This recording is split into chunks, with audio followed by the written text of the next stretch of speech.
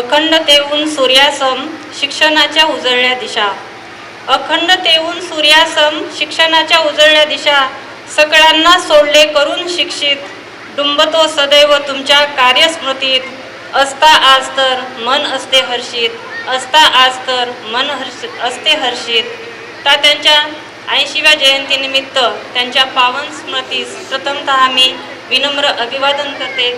यानंतर मंचावर उपस्थित सर्व मान्यवर, नाव घेत नाही कारण त्यामध्येच 5 मिनिट निघून जातील, सर्व पालकवृंद, शिक्षक, कर्मचारी आणि विद्यार्थी, बालमित्र, मैत्रिणींनो, या ठिकाणी आत्ताच वाघाची मावशी हा काव्यसंग्रह आपल्यासमोर प्रकाशित झाला आहे. तर बघा, प्रत्येकामध्ये एक साहित्यिक दडलेला असतो, प्रत्येकामध्ये विचार असतात, अंतर्मनामध्ये विचार असतात. तर हे विचार बाहेर येणं महत्त्वाचं असतं, ते मांडणं महत्त्वाचं असतं. तुमच्या चिमुकल्यांमध्ये सुद्धा आज कितीतरी साहित्यिक असतील, पण ते लिहिण्याचा प्रयत्न किंवा आपल्याला हे जमतं हे समजण्याचं धाडस किंवा लिहिण्याचं धाडस करा, नक्कीच यातून बाहेर येतील. आणि पालक मातांना मी असं सांगू इच्छिते की आपल्या विद्यार्थ्यांचे कलागुण जाणून घ्या. मग ते कलागुण साहित्य क्षेत्रातील असतील, सांस्कृतिक मधील असतील, नृत्य, गायन, वादन कोणतेही असतील, तर त्यांच्या कलागुणांना प्रोत्साहन द्या. तर या ठिकाणी मी हा जो काव्यसंग्रह प्रकाशित केला आहे, खरं म्हणजे बालकविता लिहिणं हे खरंच अवघड आणि जिकरीचं काम असतं, जेव्हा ते आपण मोठे होतो त्यावेळी. कारण लहान असताना ठीक आहे, आपल्या कल्पना असतात, पण जेव्हा मोठे होतो त्यावेळेस आपल्या मनामध्ये जे बालमन असतं ते आपण लपवून ठेवलेलं असतं, ते कधीच बाहेर काढत नाही.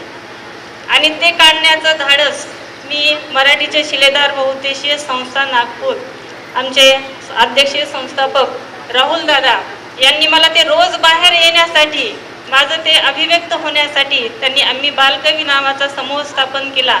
आणि त्याची प्रचिती म्हणून आज आपल्यासमोर वाघाची मावशी इथे उभी आहे. आणि असे किमान 5 तरी संग्रह होतील इतकं साहित्य माझं बाल साहित्य आत्ताही तयार आहे. या ठिकाणी उपस्थित ज्येष्ठ श्रेष्ठ असे भारत सातपुते सर, एका फोन कॉलवर त्यांनी माझ्या वाघाच्या मावशीला प्रस्तावना देण्याचं मान्य केलं. स्वतःच PDF काढली, स्वतःच ते वाचन केलं, त्यात काही त्रुटी असतील त्याची मांडणी कशी करायची याचं अमोल असं मार्गदर्शन त्यांनी केलं. आणि राहुल दादांनी तर 3 डम्मी बनवून परत त्याच्या चुका वगैरे दुरुस्त करून घेऊन या पुस्तकासाठी खूप कष्ट घेतले आहेत.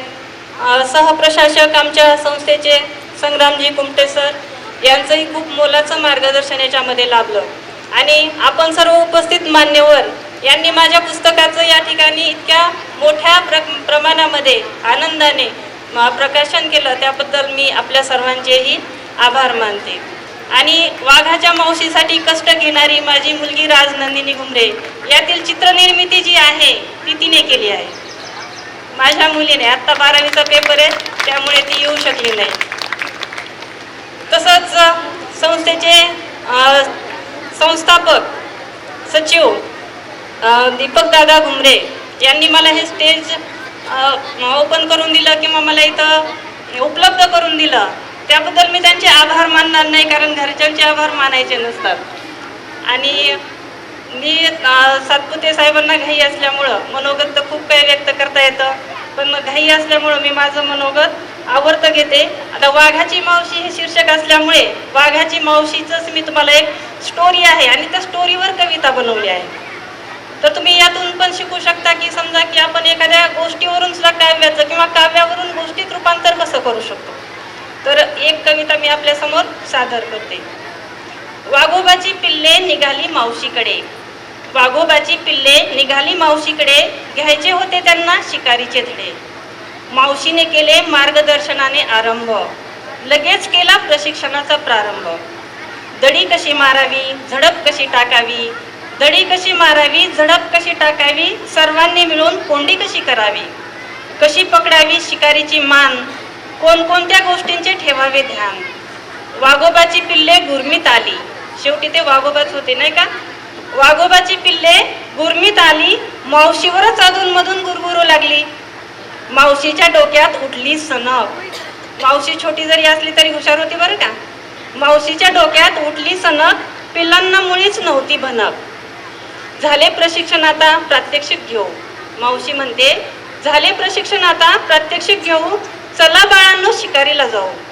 जायचे कशाला कुठे, तूच पहिली शिकार. जायचे कशाला कुठे, तूच पहिली शिकार. आमचा वार खाली नाही जाणार.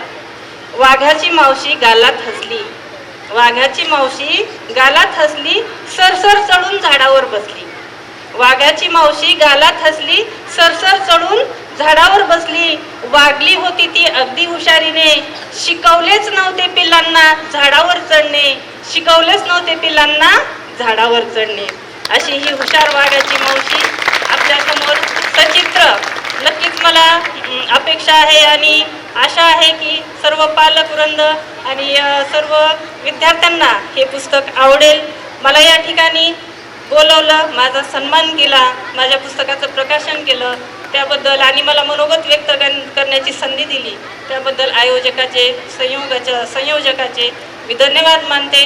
पुनश्च एकदा तात्याच्या प्रतिमेस अभिवादन करून मी माझे 2 शब्द संपवते. जय हिंद, जय भारत.